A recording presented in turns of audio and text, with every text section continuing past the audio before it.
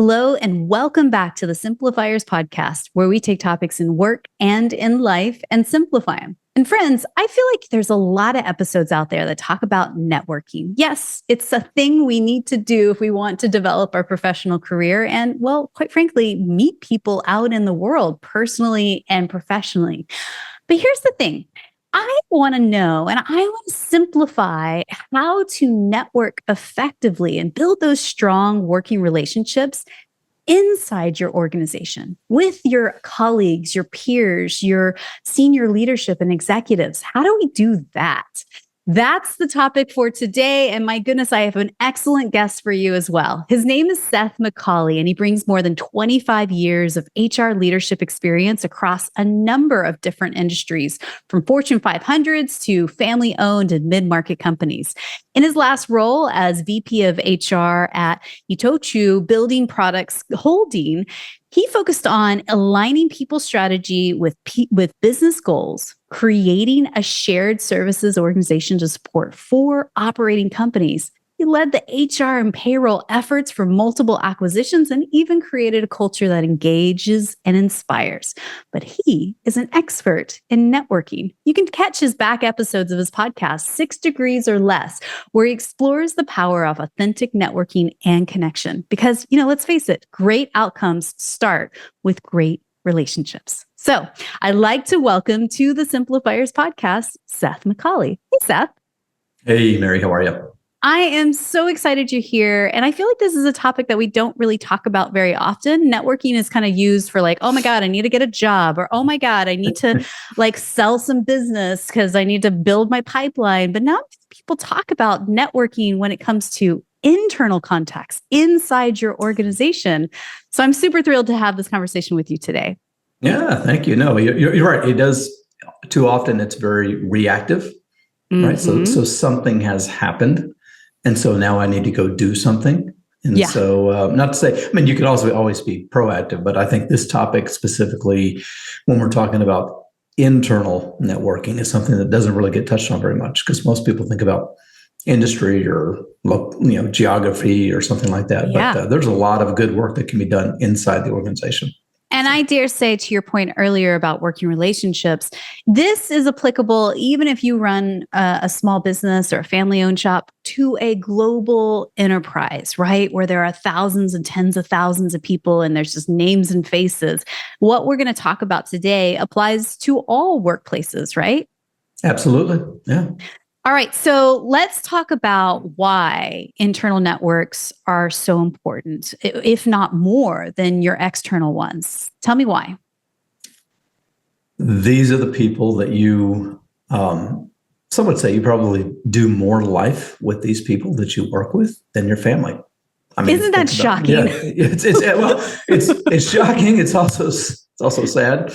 But yeah, if you were really to break it down, your waking hours, like, wow, I spend more time, and I'm going to say at work. It may not be physically at an office, right? But I spend more time kind of working with these people than I spend, with my family. And so I think I think there's a tremendous missed opportunity there to really do some internal networking. And I think it gets overlooked and maybe gets taken for granted, or because again, traditionally people think of networking as I got to go to an event at this time, at this place. I got to collect business cards. I got to shake hands. I got to pretend like I'm drinking this drink. I really don't want to drink this drink, but it's just like this whole thing. And so it's just, it becomes an exercise. So I think that not to state the obvious and create a pun, but I think there is a way to simplify the networking experience. Well, if you're spending so much time with these people, work should be pleasurable, right? More times than not, there's that. But then also when you have strong relationships, you get stuff done faster, better, easier, less friction, right? Yes, absolutely. Yeah. Absolutely. So then how could employees, as well as their leaders, really intentionally strengthen those relationships across departments and build trust quickly? There's I mean, there's a number of ways to do it, right? So, I mean, informally, it really could be as simple as, and I'll probably use the word simple. I'm not doing it because of the podcast, but it really isn't. I think that's the problem. The problem with networking is a lot of people think that they overcomplicate it. They overthink it. They overcomplicate it. It's really not that hard. It's not rocket science, and that's kind of how I really created my podcast so many years ago, because I was like, it's pretty easy stuff. But I think people overthink it, and they think that it's got to be there's got to be some magical formula, or I got to be invited. And so it's like, it really could just be as simple as, like, again, I'm going to kind of work with an office environment. Let's say you're working physically with people. Mm-hmm. Mary, you got lunch plans today? Hey, you and I were in this meeting earlier, and we were talking about this project that's coming. Hey, maybe we can just go down to the cafeteria and just talk about it over lunch. Or maybe we can go next door to the coffee shop and talk about it over lunch. Simple. Doesn't have to be a meeting invite. Doesn't have to be like a big thing.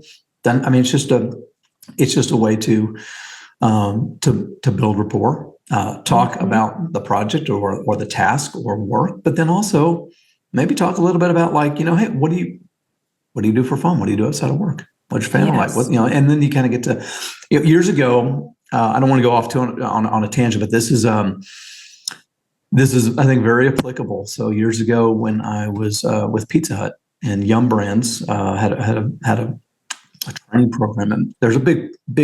It's called Achieving Breakthrough Results, but there's one piece that always stuck with me, and it was an Eastern philosophy.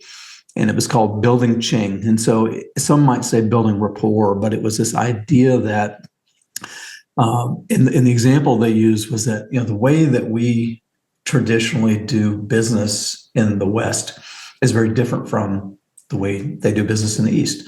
And in the West, it's very much like, we're going to meet, let's talk about the contract, let's talk about, you're going to do this for me and I'm going to pay you this. And it's very... But in the East, it's very much like they would spend several meetings talking about family before they ever even talk about business, before they ever even talk about, contract and details and dates and dollars. And it was just this time where we called it building Qing, where you just kind of, you're building this rapport. Because when you've built up this rapport, now you've got some kind of common ground. You've got this relationship that you've built with somebody. So then when it comes times to ask for something, people are going to be more inclined to, you and I have had this rapport. And so when you ask me, hey, would you mind picking up this extra shift? I'm not going to be able to work, on Friday night. I've got this thing. I'd be like, absolutely. Yeah. Whereas if we didn't have that, if we had no Qing, if we had no rapport, I'd be like, sorry, I got something to do. Yeah. So it's yeah. And what I hear in that is a lot of times we get so transactional in our conversations and in our relationships. You do this for me, I'll do this for you, I guess, and we'll get stuff done, period, end of. And I think we forget the human side, which seems so obvious to say out loud, but really is a good reminder that, we do need to remember we both are humans who have lives beyond the 9 to 5. And when you can connect on a human level, like, who are you really, Seth? Who am I really, Mary? What are the things that drive us? What are the things that annoy us? What are the things that would make our lives easier? And how can I help you? I think that makes a big difference, right? Absolutely. Yeah. I think that two things you said that I want to touch on. That's where I came up with the phrase relationshiping. Mm-hmm. And so some people joked around and said I should trademark it, this and that. But when I started my podcast, I've really I try to get away from using the word networking. I still use it because it's what it is. But I started doing hashtag relationshiping. With one P, not two P's.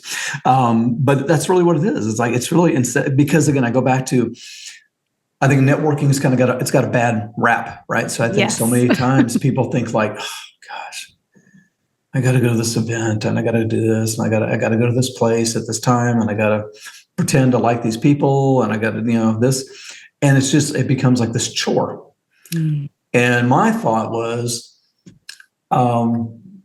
it can happen anywhere. Networking, it can happen standing in line at the grocery store. It can happen, at my son's soccer game or soccer practice, and I'm talking with one of the dads. What do you do? What do you do? Oh, okay.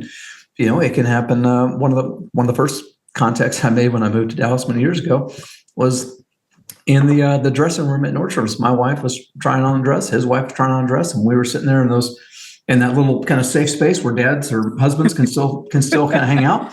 And we got to talking, and we both went to University of Texas. He saw my class ring, and we started talking and said, "Oh, what do you do?" "I'm in HR." "What do you do?" "Oh, I'm an HR recruiter." Oh, so you just have to be open to the conversation, and that's still that applies. I'd say even more so internally. Yeah. And so it's like, how do we get people in this mindset, like just being open and listening? And when you're in a meeting or a Zoom call with one of your coworkers, and they mention something about, oh, I got to leave early because I got to go pick the kids up for dance. Maybe afterwards, like, I didn't know your daughter dance. Where do they dance? What kind of dance? My daughter dances. And there you go. Yeah. Now you've got something. You've got a relationship, right? You've got some common ground. So you just got to be open to it. And I really want to put an emphasis on don't overthink it. I love the idea of just going on a walk with someone immediately after meeting. Hey, you got 15 minutes. I just want to really go through the details of what we just decided and discussed, and I think it can be as simple as that. Hey, get you the steps in so you're not sitting down all day. But then when you're walking with somebody, I think that there is an easier introduction, especially if you know them a little bit, but not too much. You're not making eye contact directly. You're walking a path. You're having a conversation. And you can be talking about work things, but you could also be talking about non-work things. And I find that my walking meetings are just as powerful, if not more powerful, in building my strong relationships at work. Yeah. I don't want to be too dramatic with it, but the reality is, right, if you and I were at the office and we say, hey, let's go, can we do a walking meeting?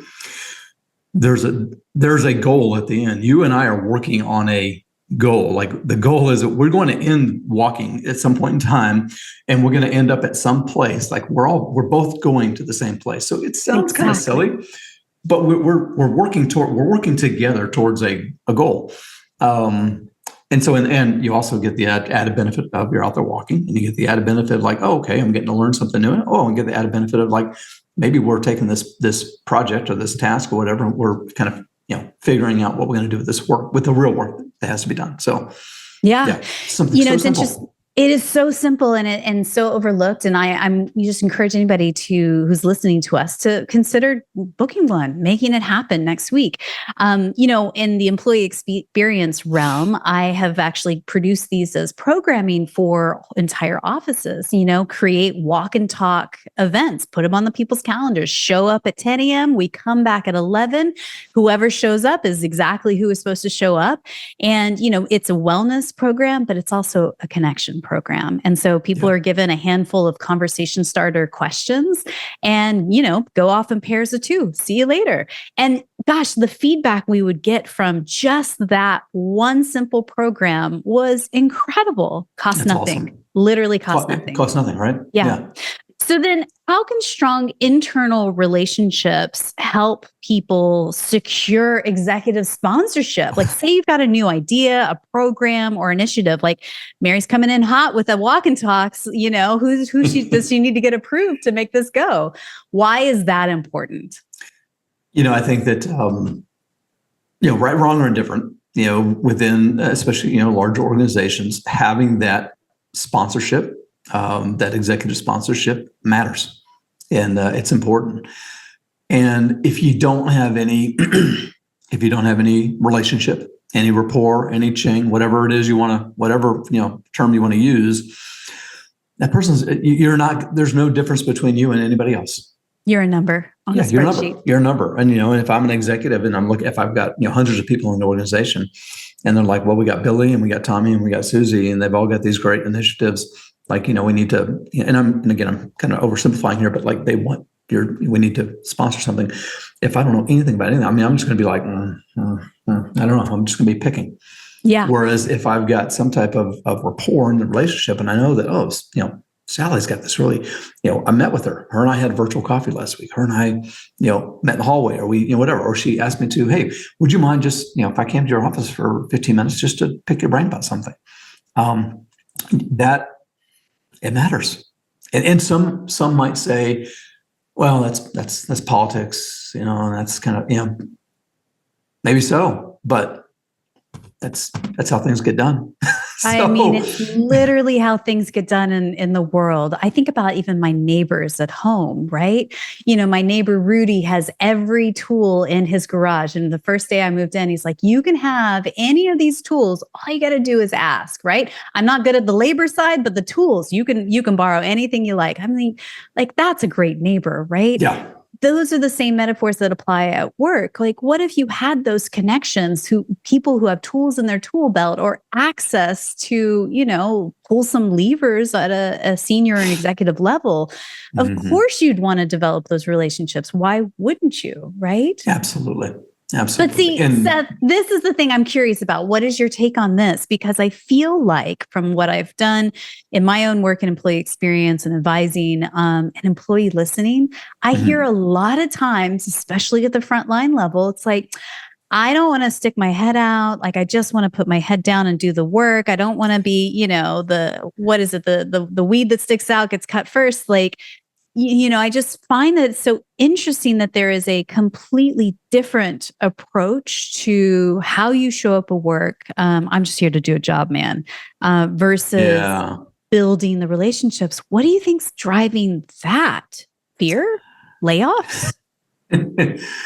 Well, these are very interesting times that we're living in. So I can understand what, I'm not saying I agree with it. I'm saying I can understand where people are coming from. It's interesting. You said, I hadn't heard that term before. You said I don't want to be the weed that sticks out because it gets, I'd say the flip side of that is, the squeaky wheel gets the grease, right? So the other side of that is, hey, if and not to be annoying, but like if I do point out a problem or a solution or an opportunity, if I don't say something, nothing's ever going to get fixed. How is anyone going to know who I am if I don't say something? So I'd say, that coin has two sides. So I'd say I also I lean I tend to lean towards the idea that fortune favors the bold. And so is there some risk that comes with that? Yeah, but you know what? There's nothing great I think was ever done or accomplished without some degree of risk. And right. So, yeah. And if your company values innovation, right, and it's on your core values and written on the walls of your office space, then I would hope that also means that it values the candor, professional, obviously, of asking hard questions in the room. And that's where I imagine, putting your hand up and going, why do we do it this way? Why is the TPS report on a Tuesday? And, but you've built relationships with others around the table, maybe an executive who goes, yeah, that's actually dumb. Let's explore why we do it this way and let's innovate, right? Yeah. Yeah. I think the key there is what you said is, candor, but it's got to be done in a professional, respectful way. And that's, I mean, like, let's be honest, that's challenging for some people.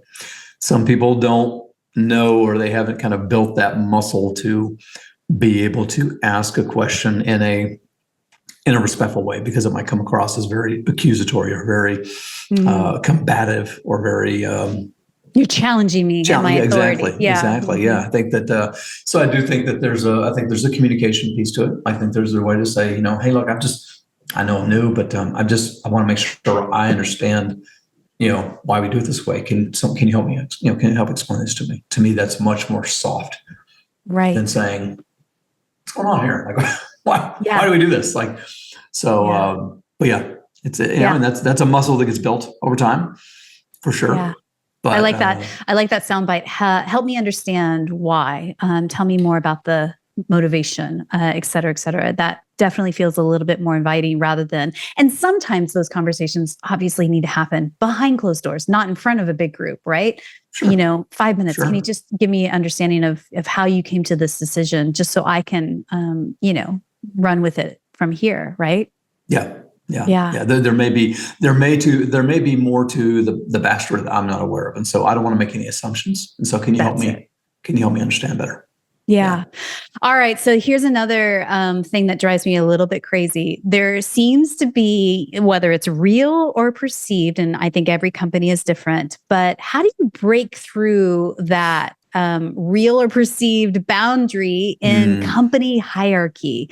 Are there actually truly levels that you shouldn't be connecting with or seeking mentorship from, in your opinion?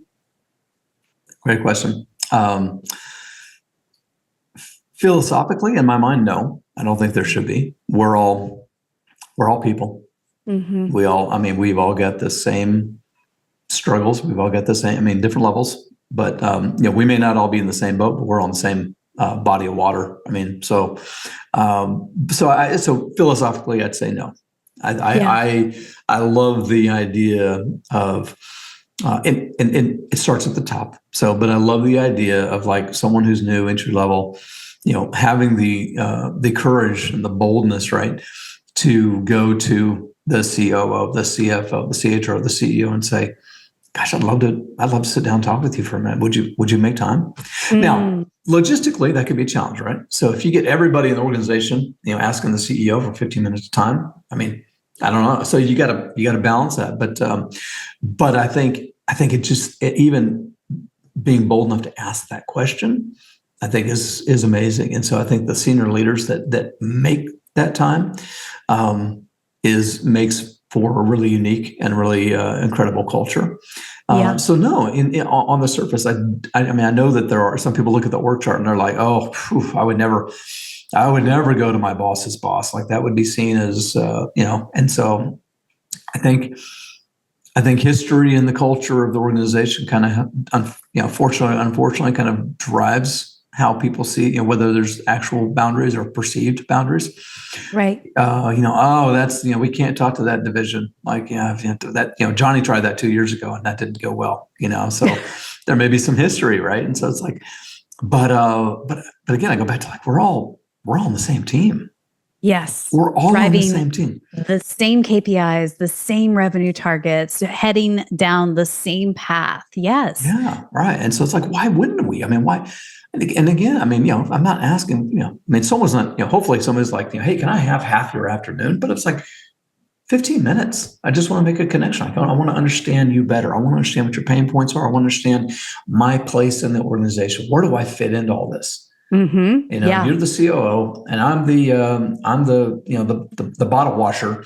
How does my bottle washing fit into the goals that you have for the organization this year? Yeah.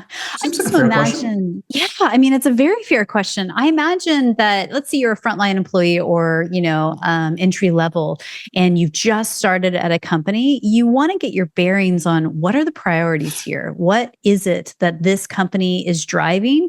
And what did we focus on this quarter? And how do I contribute to that? Right.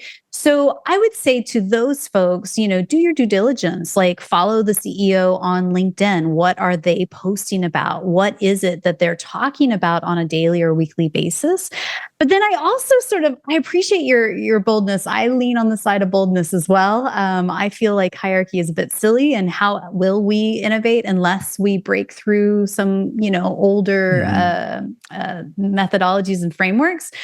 But if enough people are asking for 15 minutes with the COO, then somebody somewhere, maybe in your people and culture department, go, "Wait, pause. We need to be holding a town hall this quarter because enough people are asking for these exact practical bits of information. Mm-hmm. We can deliver that either virtually or, in the office for the larger group and allow that opportunity for actual Q&A to happen." And I dare say I'm the one that will put my hand up in the audience and ask a smart question in that arena as well, which can be terrifying for some people. Yeah, absolutely. I was going to go back one real quick when we were talking about, go back to this, the new employee in the organization, right? So you would hope that during the courtship, the interview process, onboarding, that they would get some sense of like, oh, here's what the goals are. Here's what the priorities are. Like, so you think that would be part of the, I'm new, let it wash over me. Let me understand what my purpose is here. Sometimes, unfortunately, it doesn't happen, right? So sometimes people get on board and they're like, I really don't have any idea what my role is here and how I'm contributing to the goals. Okay, that's one. And number two is like, okay, so then if that doesn't happen, hopefully somebody is bold enough to go and seek out like, hey, what what is my role here? What part do I play? How do I fit into the big picture? That's great. Then what scares me is that what about those people in the third bucket? They have no idea what the goals are, what the priorities are, and what their place in the world is.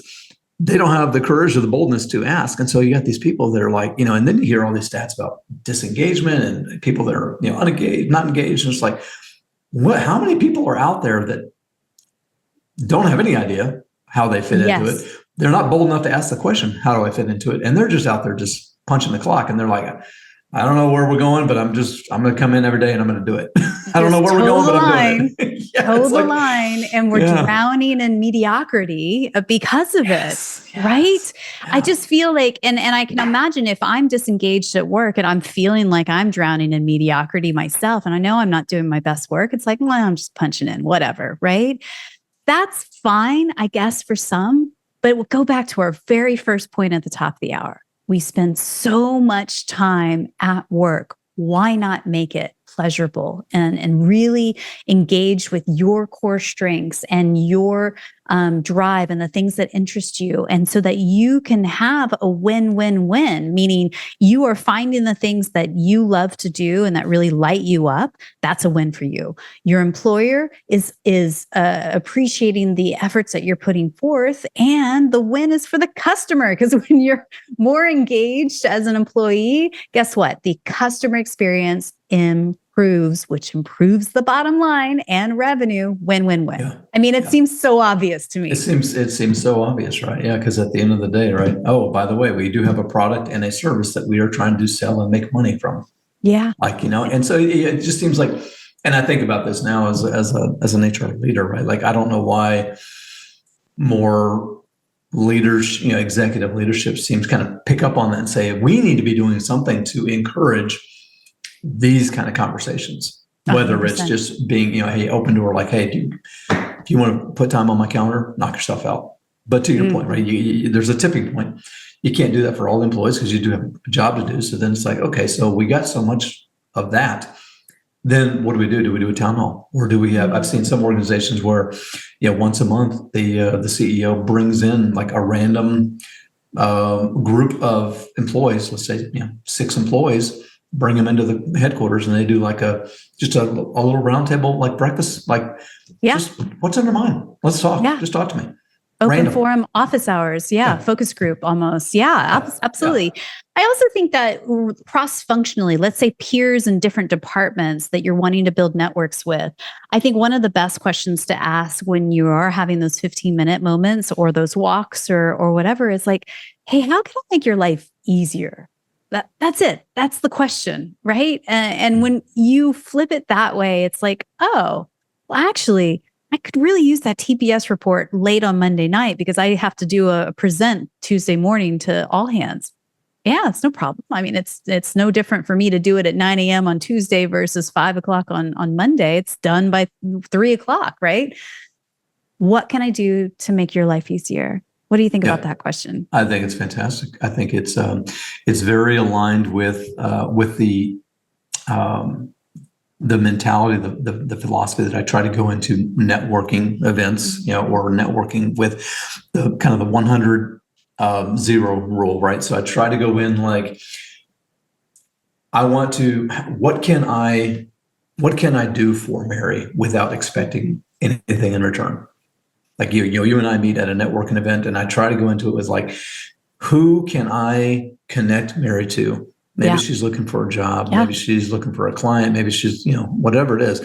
Maybe there's somebody in my network that I can get connected to her if I can't help you directly. And so I try to do, without thinking about like, hey, I did this for you. What are you going to do for me in exchange, in return? Like that's not. And so I learned that from a mentor many years ago. He was the one that kind of shared that 100-0 kind of mentality. Like try to get in. I'm going to give everything without expecting anything in return. And so I think that it very much lines up with that, right? So I love that idea of, let's take IT, for example, right? Can you imagine a world where you've got HR people, HR pros going to the IT team saying, what can HR do to be better? Well, how can we be better? It's one thing. That's kind of some feedback, but also like, what can I do to make your life easier? Yeah, I don't think that question gets asked enough because we just put our head down and do the work and clock in and clock out. And, or we're very territorial. People are very territorial. Like, hey, we got our stuff together. Like, you guys are the ones that need to get it together. Like, you guys, like, everyone gets very, kind of very territorial, right? Like, hey, we got it. We're good. We're good. So we're just going to keep doing what we're doing because we're good. And so they don't ever ask the question like, hey, what could we be doing? What could I be doing to make things better for you? Okay. Anyone that's listening right now, raise your hand if that is literally your office. You're like, yeah, that's exactly it. Don't show any signs of weakness. My goodness. I also wonder as you build your relationships cross-functionally with peers, all of that, starting to build your network internally, that's like stage one. And then I imagine you start to notice who the dynamic, amazing, kind, open-hearted people are at your office and in your company. And that's where you can start to find potential mentors, right? And one person can introduce you to another person. And that's where you can really develop those strong relationships, right? Absolutely. I'd say potential mentors or even allies, right? So you'll know, like, later on down the line, if you're working on a project and, someone says, well, hey, who else can be part of this? Who else should we pull into this? And you're like, I know somebody, Yeah. I'll even take it a step further. And again, I'm going to kind of switch a little bit and kind of move from the internal to the external. But like, if you think about your career, somewhere down the line, you might decide to leave the organization or something might happen and, they decide for you, whatever it is. But those rock stars that those cross-functional rock stars that you worked with at some point in time at company A, when you get to company B and they're like, man, we really, really need a really good bottle washer. You could be like, I know somebody, and so then your internal network has not become your external network. So you can reach out to your person that, hey, I don't know if you're looking, but I've got a great opportunity. Yeah. And so that's the power. That's the magic, right? Yeah. When somebody is talking about you behind closed doors and hopefully saying something really nice, advocating, allying for you, like 100% yes. So what's one action someone could take this week to expand their internal network? What could they do right now? Well, I could cheat and I could say, I think, inviting somebody to a walking meeting would be a great one, but you said that earlier. So I will say, I mean, something simple as, a virtual coffee. Again, if you're in a virtual working thing, saying, hey, can we just find 15 minutes to just kind of connect over coffee virtually, just to catch up? So I think that, or if you're in an office, like just literally like, can we go downstairs to the cafeteria or can I swing by your office just to talk? Yeah. Simple. It costs nothing. It costs nothing. It's just you were going to go to lunch anyways. Yeah, exactly. It's just all it does. It just takes time. It costs you your time, energy, and attention. That's it. Yeah. So I encourage anybody that is listening right now, put that as a challenge for you in the week ahead, especially if you think of yourself as an introvert and you're like, oh, I would never. Actually, this is exactly maybe the thing to do, the little nudge that gets you out of your comfort zone that maybe expands your career trajectory and helps make work a little bit less terrible for you in the weeks to come. So Seth, I've got some questions as we wrap up that I like to ask everybody on the podcast. And I'm so grateful again for your time and your insights. So here we go, rapid fire. First off, what's one book or blog that you're reading these days that's either inspiring you or poking holes and challenging your belief system? Great question. Admittedly, I'm not the best reader. I can read. Don't get me wrong. I can read. I just don't. I'm not in a habit of reading right. So I don't have something I'm reading right now. But I will tell you that there are a number of great voices on LinkedIn that I follow. But there's one in particular that I've really, really been dialed in. Warren Wang. He's an ex-Google executive. He's actually the CEO of a software company out in California, but he has been posting a lot lately. And he talks specifically about what HR's role is or should be in the organization, and he is very much a proponent in the idea of strategic HR. Right, so he does a lot of posts that really break down like, okay, this is kind of traditional, old school, tactical HR, and this is what a strategic partner should be. And he talks about, and it's pretty, it's not, I wouldn't say it's hard hitting, but he talks about like, these are the things that this CEOs need to be asking. These, like, if you're kind of flying high at that strategic HR level, this is what the CEO is wanting from you. And he also talks a lot about, and this is what his software product really focuses on, is the relationship between the CFO and the CHRO.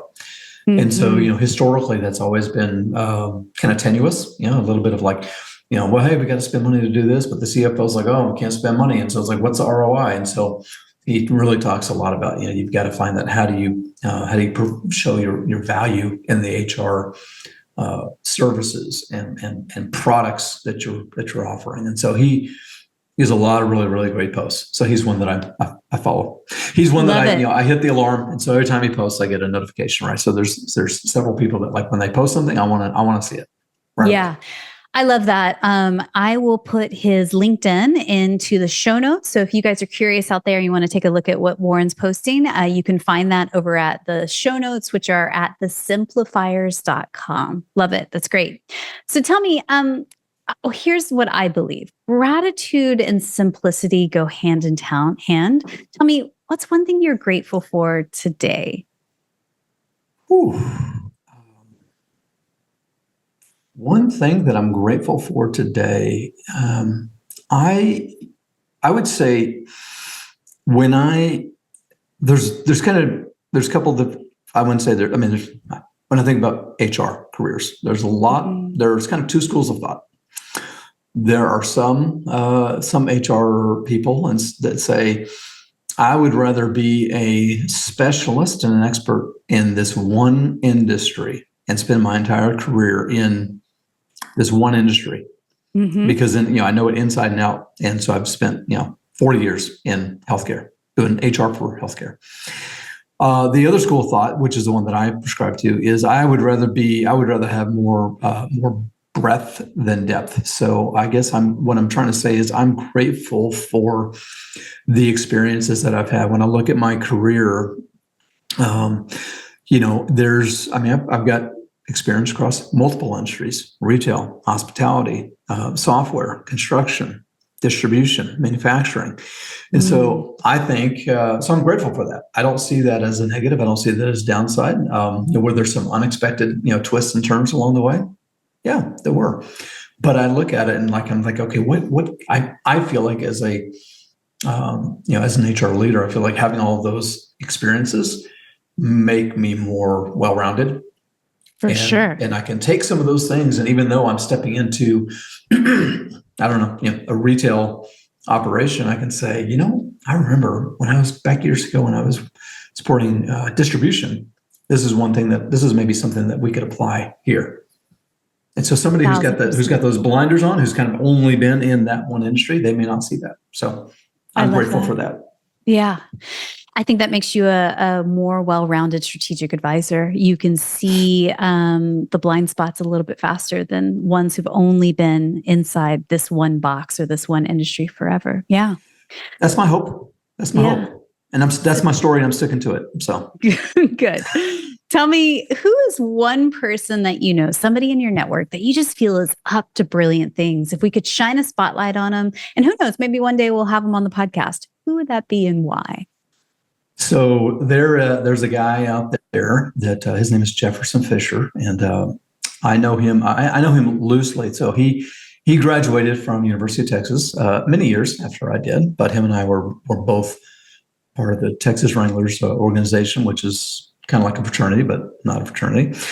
But he is doing some pretty amazing things. So he is, by trade, he is a trial attorney, but he is an incredible communicator. So he's taken that gift, and I don't remember how he started. I don't know if it was TikTok, it was LinkedIn, but he just started with these short little clips from his car, and he makes it so simple. He talks about his whole idea is, how do we have better conversations and we communicate better so we can argue less.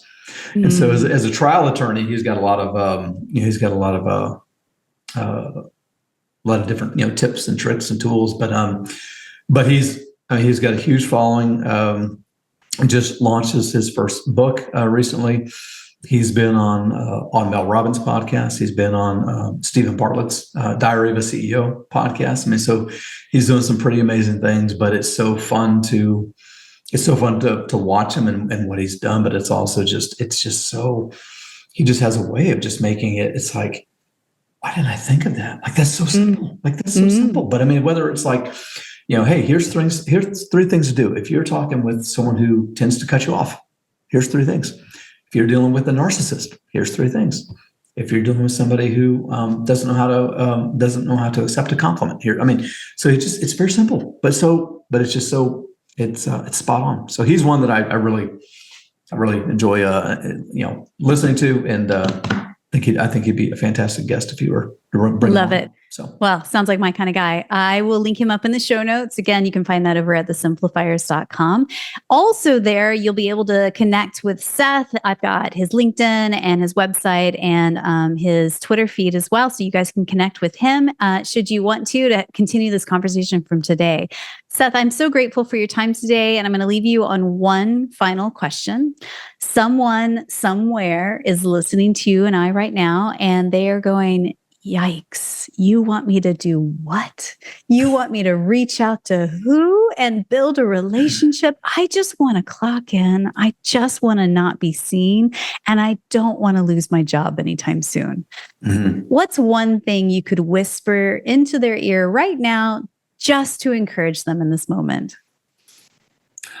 Well, there's a lot of things I could say, but I think, I'm big on quotes. I love quotes, and usually every week on LinkedIn on Mondays, I'll put a motivational message or a quote out there.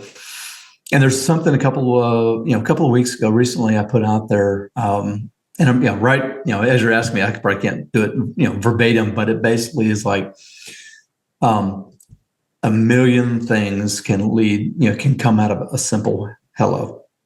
Like, so, I mean, you just never know where a conversation is going to go just by starting with hello, and just hi, hello. Because if that never happens, then, the journey never starts. And so you just gotta just start with hello. Just try it, reach out, and you'd be amazed where it could take you. But it's not going to take you anywhere if you don't just start it. Simple step. Be brave, folks. Be brave. Thank you again, Seth. Appreciate you. Thank you.